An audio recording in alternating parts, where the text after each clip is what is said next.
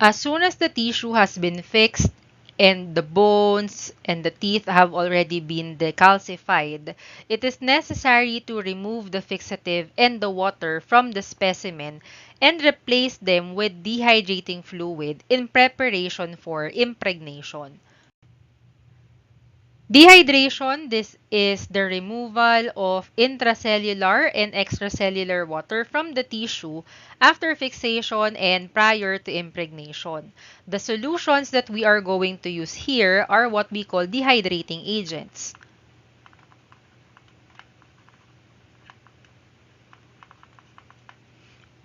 It is also important for us to distinguish between dehydration and drying. Those are completely different terms. Drying, when we say drying, this is the removal of water by evaporation from a solid, semi-solid, or liquid. Take note that solid tissues, they should never be allowed to air dry. While when we say dehydration naman, it involves the substitution, slow substitution to be exact, of the water in your tissue with another organic solvent. Most of the dehydrating agents are strong organic solvents. Strong meaning they provide destruction either with shrinkage or we extract the cellular components. So to minimize those reactions or those effects, the dehydrating agents that are used in this procedure, usually graded series yan. So from decreased concentration pataas. So we use graded series for short periods of time, and then the water is gradually replaced so that violent osmotic changes, they do not produce distortions. What are now the characteristics of an ideal dehydrating solution? First, it should dehydrate rapidly without producing considerable shrinkage or distortion to the tissues. It should not evaporate very fast. It also should be able to dehydrate even the fatty tissues, and it does not harden the tissue excessively. It should not remove your stains, it should not be toxic to the body, it is not a fire hazard, and usually yung volume na ginagamit is less than 10 times than volume of your tissue. This is in order to ensure there is complete penetration of the tissue by the dehydrating solution. So, not less than 10 times. So, 10 times pataas yung volume dapat. Alcohols. First, we have ethyl alcohol or ethanol. This is recommended for routine dehydration of the tissues, and this is considered to be the best dehydrating agent because of the following reasons. It is fast-acting, it also mixes with water and many organic solvents, it penetrates the tissue easily, it is not poisonous, and it is not very expensive. Next is methanol or methyl alcohol, which is a toxic dehydrating agent. This is primarily used for blood, tissue films, and also for smear preparations.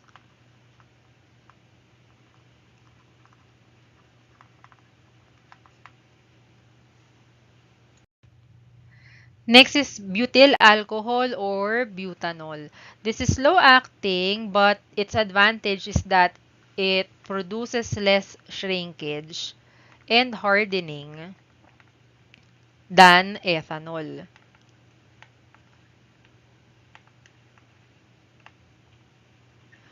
This is recommended for tissues that do not require rapid processing. Why? Because hindi advisable yung pag-transfer natin immediately to absolute ethanol because this will distort the appearance of more delicate cells and structures.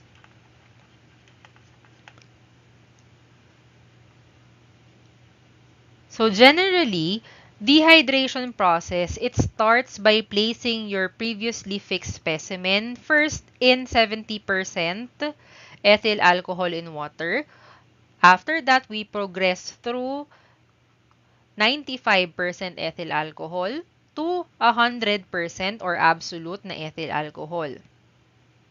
Delicate tissues, particularly yung mga embryonic tissues, they should start as low as 30% ethanol. Never ever start as higher concentrations na aabot sa 85 to 95% ethanol. Because this will harden the surface of the tissue, mas mauuna yung pag-react dun sa surfaces. Pero yung sa loob, yung deeper parts, hindi pa sila na-penetrate. This will result to unequal impregnation and poor section cutting.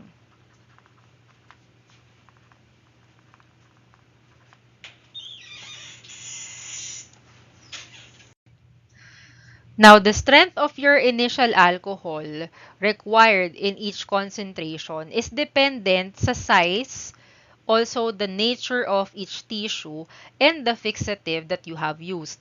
Generally, the smaller and more delicate tissues, they require lower concentrations and shorter lang yung intervals between changes of succeeding ascending grades of your alcohol. If you subject it directly to a very concentrated solution na above 85, 80%, that will make the tissue hard, brittle, and it is difficult to cut. Pag prolong naman yung storage in lower concentrations of the alcohol, below 70%, it tends to macerate or soften the tissue. Here, in this slide, we have a general schedule for alcohol dehydration. Yung time is in hours of the big tissues according to the type of the fixative used. For example, here we have 10% for saline. We can start at 70%, ranging from 3 to 12 hours. After that, proceed tayo sa higher concentration, which is 90% for another 3 to 12 hours. And then, followed by 100% alcohol na 3 changes na tigwa 1 to 2 hours. Here we have a sequence of dehydration for specimens not more than 4 millimeters thick. So, ascending pa din yung ating concentrations. Here are the time intervals. And then, yung last two changes is 30 minutes and then 45 minutes. If you have a temperature of 37 degrees Celsius, this can hasten the dehydration process. And to ensure that there is complete dehydration, a layer of anhydrous copper sulfate about 1/4 inch deep is placed at the bottom of the container, and that is covered with filter paper. This will accelerate the dehydration by removing the water from the dehydrating fluid, and ang indicator natin is a blue discoloration. So, blue discoloration of copper sulfate crystals.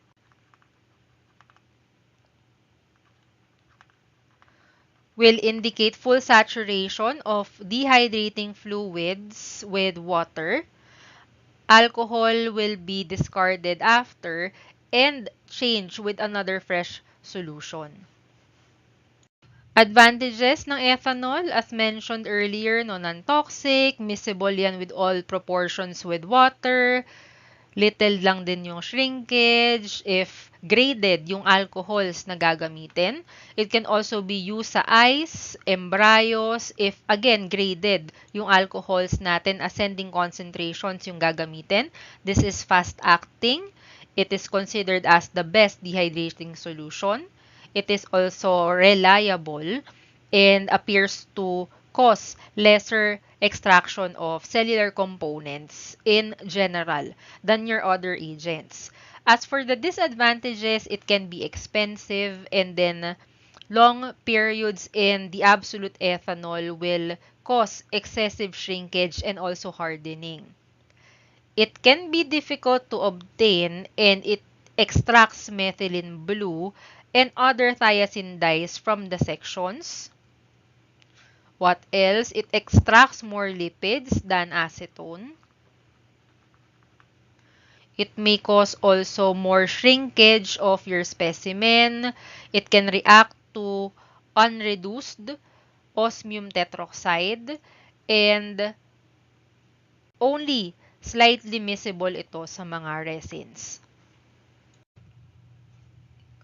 Butanol having a boiling point BP for boiling point at 117.7 degrees Celsius, its major advantage is that it has less shrinkage effects and hardening than ethanol.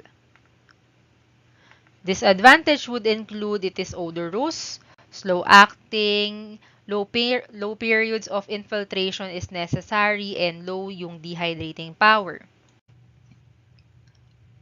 For tertiary butanol, the boiling point is at 82.8 degrees Celsius. Advantage would be it is a universal solvent. Why? Because it is a dehydrating and a clearing agent at the same time. It can be used in staining series as your dehydrating agent. It mixes with water, ethanol, xylene, and paraffin. For the disadvantage, it is odorous, more expensive than butanol. Primary infiltration must be done in half tertiary butanol and half paraffin prior to paraffin impregnation. And the reagents, it solidify at room temperature or below 25 degrees Celsius. Isopropyl alcohol natin, boiling point is at 82.3 degrees Celsius. Advantage, it is excellent and is a best all-around substitute for ethanol. Disadvantage, it is not to be used in celloidine technique since nitrocellulose is insoluble in it.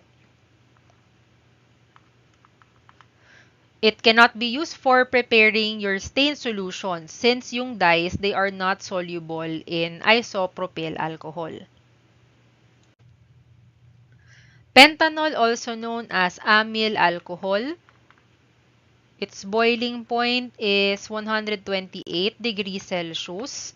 Advantages, it is miscible with 90% alcohol, toluene, xylene, it dissolves paraffin wax. Disadvantage is that it is toxic, it cannot be used in poorly ventilated rooms, and it is not miscible in water.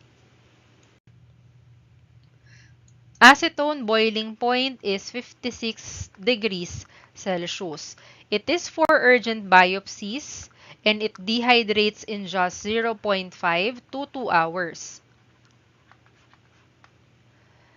So, urgent biopsies, mabilis lang, 0.5 to 2 hours. It has rapid action, but it penetrates the tissues poorly, and it also causes brittleness in the tissues for prolonged period of time.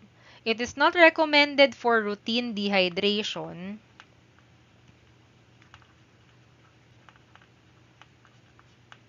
because it produces considerable tissue shrinkage.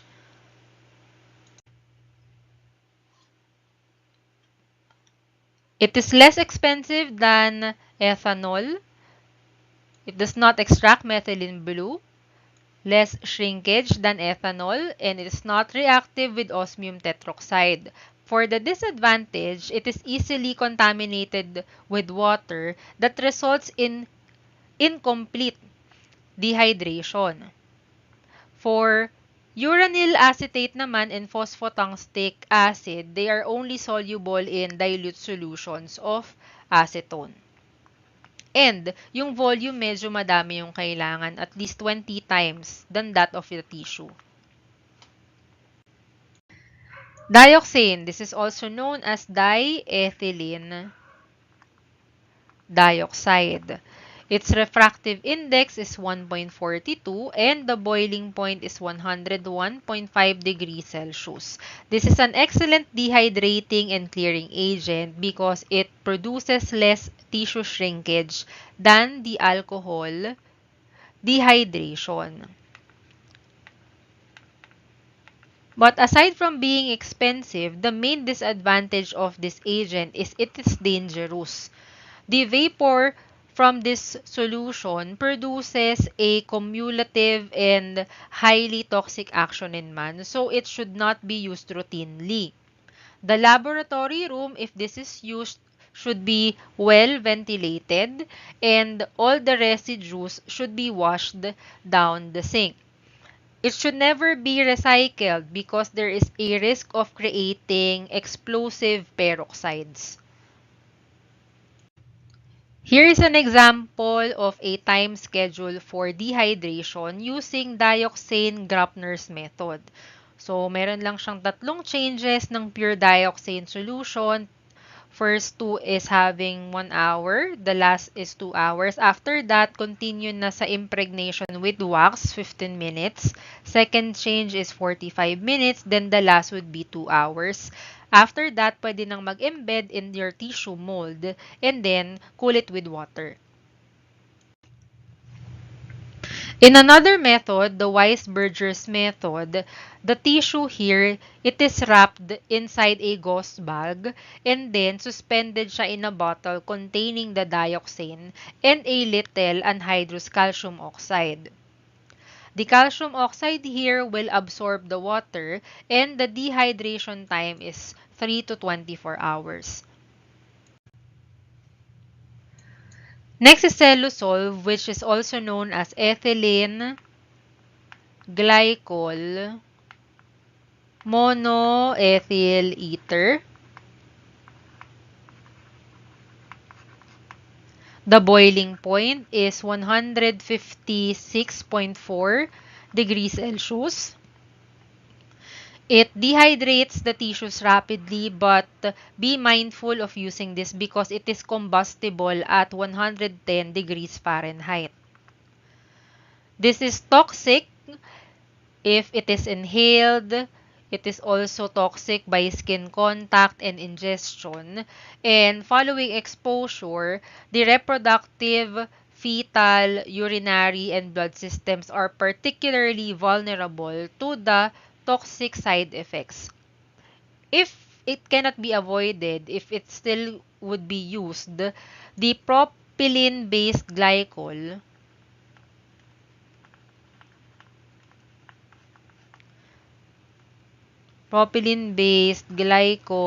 ether, this should be used instead of the ethylene-based ones.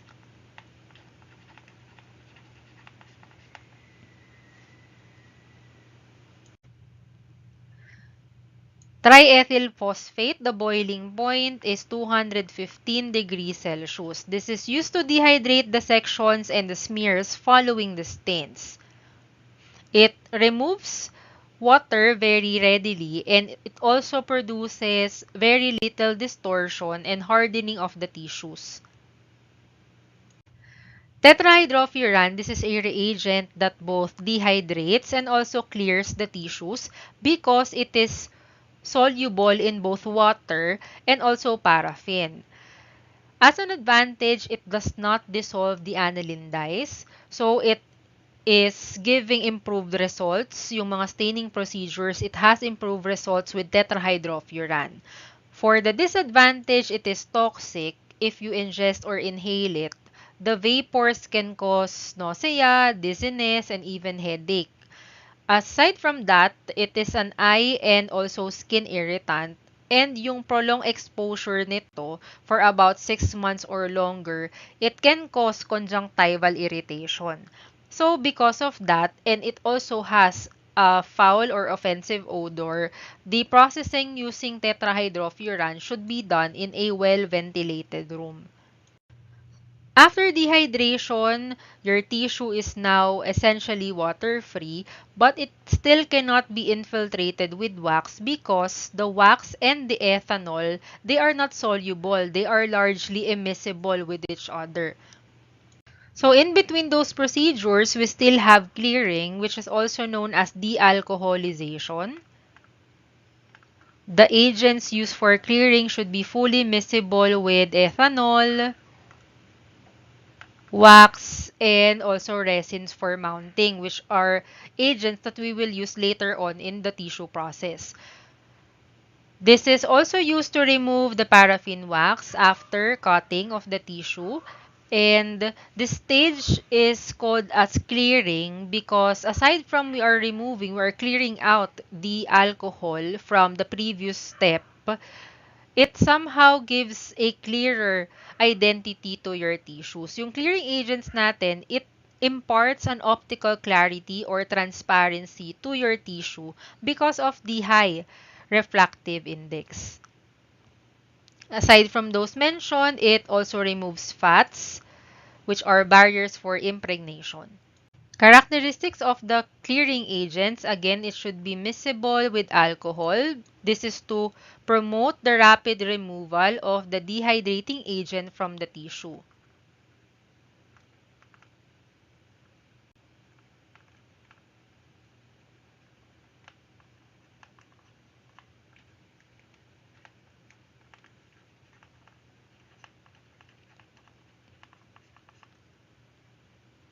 Aside from being miscible with alcohol, dapat miscible din siya sa future agents that we're going to use, such as the wax and also the mounting media.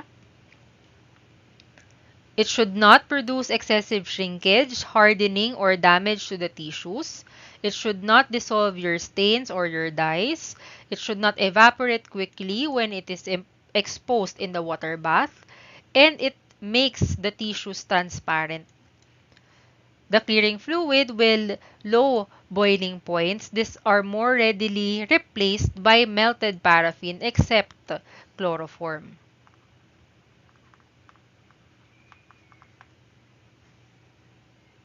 First clearing agent, we have xylene, also known as xylol.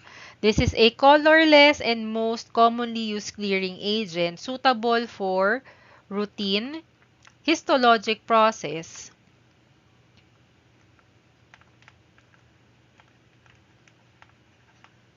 that is less than 24 hours for tissues having less than 5 millimeters thickness.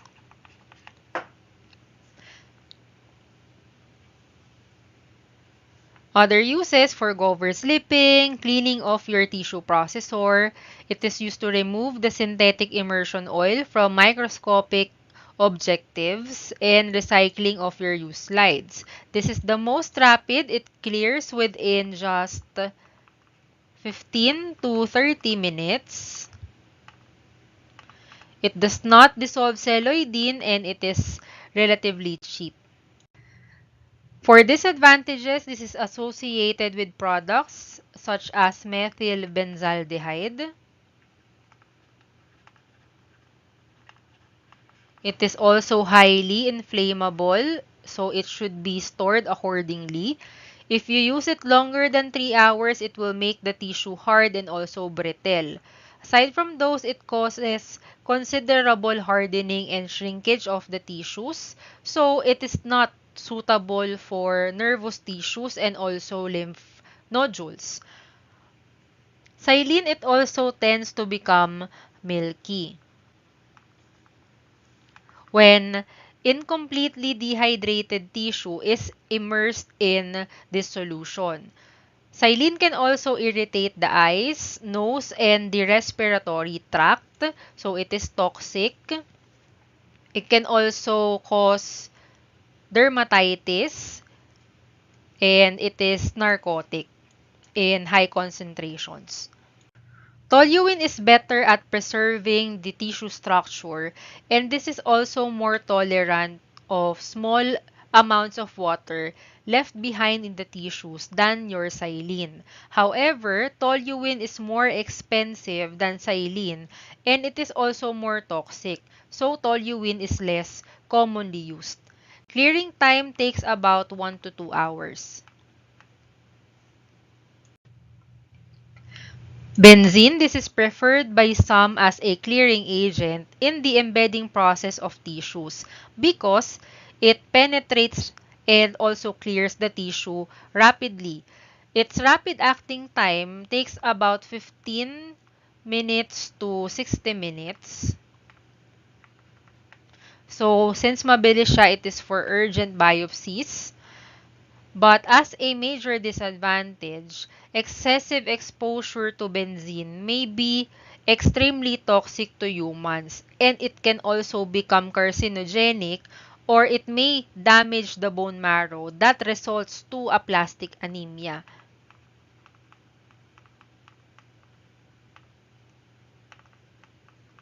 If ever benzene is to be used for clearing, the laboratory should be well ventilated. Next is chloroform, which clears during the embedding process. This is somehow slower in action than the xylene, but it causes less brittleness. It can clear up to 1 centimeter thick tissue, but it does not become translucent. As for the clearing time, it is 6 to 24 hours. This one is recommended for tough tissues like the skin, fibroid, and the decalcified tissues.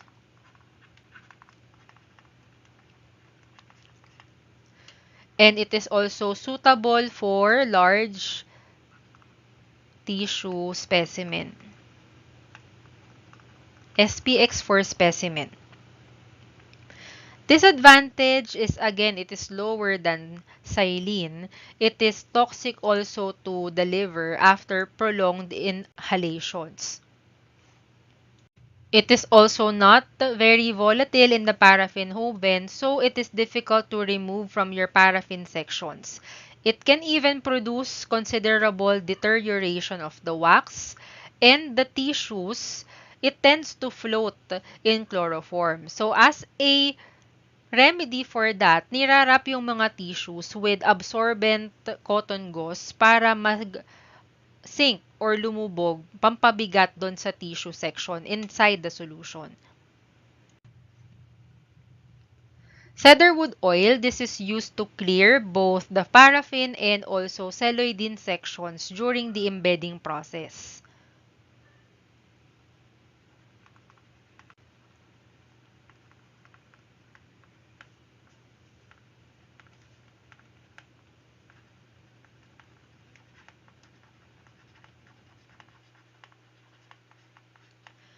It is recommended for the central nervous system, smooth muscles, and the skin. It requires 2 changes that is completed after 2 to 3 days. It is extremely slow as a clearing agent, so it is not recommended for routine purposes. It becomes milky after prolonged storage, so you have to filter the solution. If you use it to clear acetic alcohol fixed tissues, it can produce crystals. As a remedy, you can heat it to 200 degrees Celsius to dissolve the crystals. And another disadvantage is that it is expensive. Aniline oil, it has the ability to clear 70% alcohol without causing excessive tissue shrinkage and also hardening. As for the clove oil, this reagent causes minimum shrinkage of the tissues. However, it is not used routinely because of the following disadvantage. It is slow and difficult to use. The tissues become brittle. The aniline dyes are removed. Celluloidine is dissolved and it is therefore unsuitable for routine clearing. Carbon tetrachloride. This has properties that are very similar sa chloroform, but it is cheaper. So, same ng chloroform, similar. So, yung disadvantages to the chloroform are also the same. Tetrahydrofuran, this is superior to your ordinary dehydrating and clearing agents because of its ability to form two processes at the same time. So, because two processes sabay na siyang nangyayari, shortened na din yung total processing time natin, and that will allow more time for fixation. It is non-toxic but it has an offensive odor and it should be used in a well-ventilated room. Dioxane, this is miscible with both water and paraffin. It is used when time is essential because the tissues can already be embedded with paraffin within just 4 hours after fixation. Another advantage is that the tissues, they are transferred straight to dioxane kung galing siya sa Bowen's fluid or a formalin fixative. Other xylene substitutes can be terpenes, limonene, orange oil, base clearing agents, your chlorinated hydrocarbons, even coconut oil, and bleached palm oil.